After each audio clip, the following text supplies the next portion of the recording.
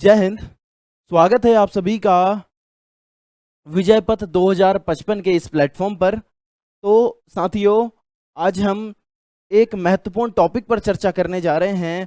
आज हम देखते हैं कि कवित्त छंद क्या होता है।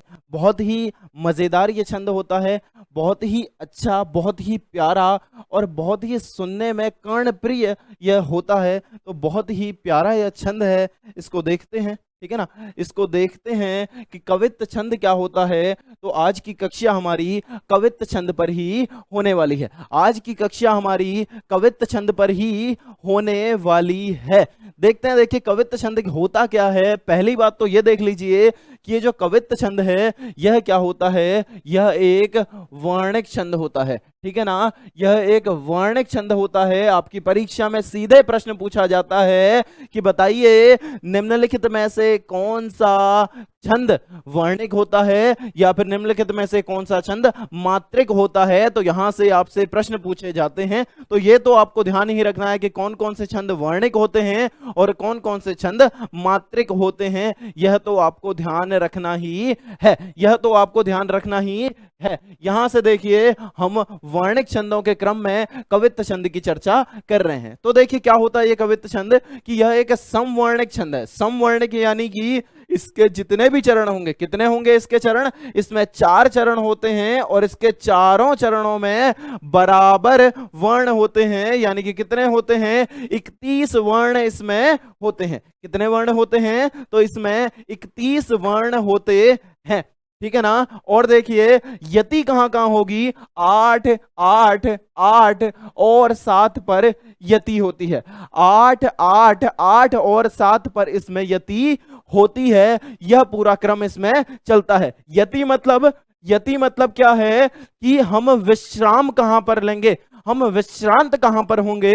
जब हम छंद को पढ़ेंगे तो हम कहां पर रुकेंगे, हम सांस लेने के लिए कहां पर रुकते हैं, तो वो क्या होता है, उसी को हम यति कहते हैं। और यति कहां होगी, 8 वर्णों पर, उसके बाद फिर 8 वर्णों पर, फिर 8 वर्णों पर और फिर 7 वर्णों पर। एक और बात यहां से ध्यान देनी है कवित्त छंद में आपको।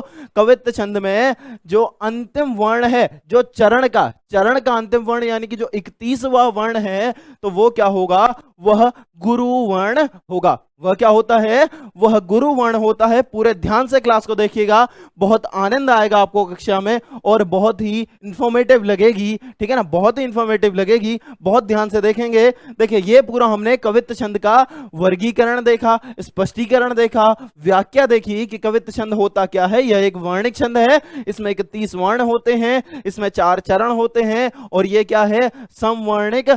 ये समवर्णिक छंद है। चारों के चारों चरणों में समान वर्ण होते हैं, बराबर वर्ण होते हैं, यानी कि 31 वर्ण होते हैं। और यति कहां, 8 8 8 7 पर यति होती है।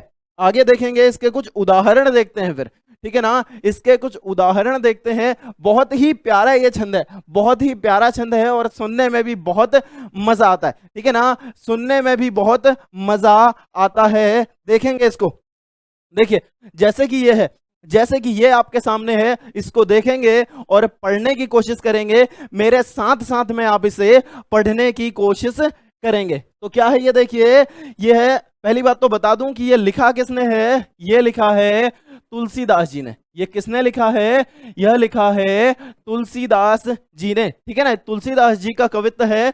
तो क्या है, किस भी किसान कुल बनिक भिखारी भाट चाकर चपल नट चोर चार चेटकी, पेट को पड़त गुन गड़त चढ़त गिरी अटत गहन गन अहन अखेट की, ऊंचे नीच करम धर्म अधर्म करी पेट ही को पचत बेचत बेटा बेट की, तुलसी बुझाई एक राम घन श्याम ही ते आगे बढ़वागे ते ही आगे पेट की। तो ये है कवित्त छंद। कवित्त छंद का आपने एक उदाहरण देखा, ठीक है ना। कवित्त छंद बहुत प्यारा लगता है सुनने में, बहुत ही अच्छा लगता है।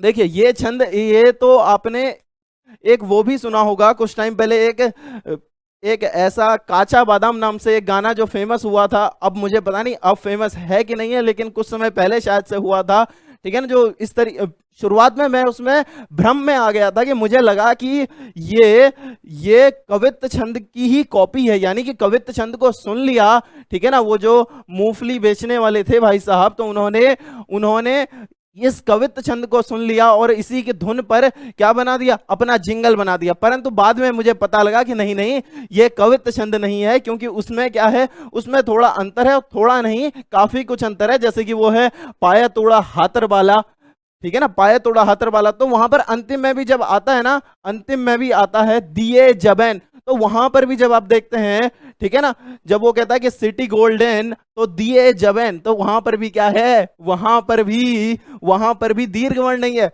शुरुआत में क्योंकि बंगाली में है तो शुरुआत में समझ में नहीं आ रहा था, मुझे शुरुआत में समझ में नहीं आ रहा था, फिर ध्यान से सुना तो फिर पता लगा कि नहीं नहीं नहीं, मैं भ्रम में था, ये कवित्त छंद नहीं है। चलिए देखेंगे, ये है एक कवित्त, और ये कवित्त किसका है, तो ये कवित्त है कविवर देव का।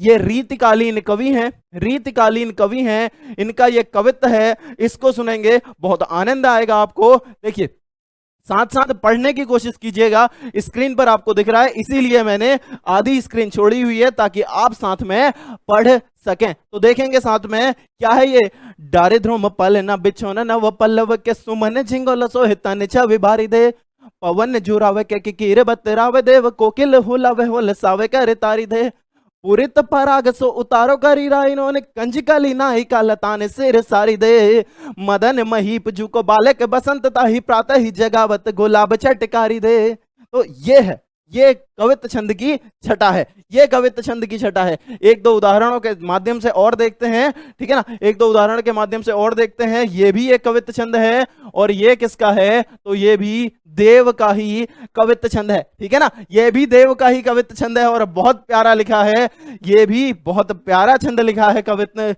ये देव ने। देखिए इसे सुनेंगे तो ये क्या है, साथ साथ फिर से आपने पढ़ना है इसे। तो ये क्या है कि फटिक सिलानी सुधारियो सुधा मंदिर उददी ददी को सो अधिकाई उमंगे अमंद, बाहर ते भीतर न देखे ही देव दूध को सफेन फैलियो आंगन परस बंद, तारा किसी तरुणीता में झिल मिली होती, मोतिन की ज्योति मिलियो मल्लिका कुमारी कंद, आरसी के अंबर में आभा की उजारी लागे, प्यारी राधिका को प्रतिबंब सो लगत छंद। तो देखिए क्या मजेदार छंद है, क्या मजेदार छंद है ये देव का, ठीक है ना, ये देव का क्या मजेदार छंद है, और ये है कवित्त छंद, ठीक है ना, कवित्त छंद ये है। देखिए कवित्त छंद का एक अंतिम उदाहरण देखते हैं, और आज की कक्षा का भी और कवित्त छंद का भी ये अंतिम उदाहरण हम देखते हैं। और ये उदाहरण किसका है, ये उदाहरण है कहां पर गया नाम इनका, पद्माकर, ये पद्माकर का है, और पद्माकर ने ही वो भी लिखा है, ठीक है ना, पद्माकर ने ही वो भी लिखा है कि गुलगुली गिल है गलीचा है गुलनीजन है, ये भी किसने लिखा है, ये भी पद्माकर ने ही लिखा है। रीतिकालीन कवि हैं, ये भी रीतिकालीन कवि हैं, और गजब लिखते हैं, ये भी गजब लिखते हैं। देखिए तो क्या लिखा है इन्होंने कि कूलन में केली में कछारन में कुंजन में क्यारिन में कलिन कलिन के कंत है, कहे पद माकर परागन में पौनो हूं मैं पानन में पिकन पलासन पगंत है, पानन, ये देखिए पानन में पिकन पलासन पगंत है, द्वारे में दिशान में दूनी में देश देशन में देखो दीप दीपन में दीपत दिगंत है, बितिन में ब्रज में नबेलिन में बेलिन में बनन में बागन में बगरियो बसंत है।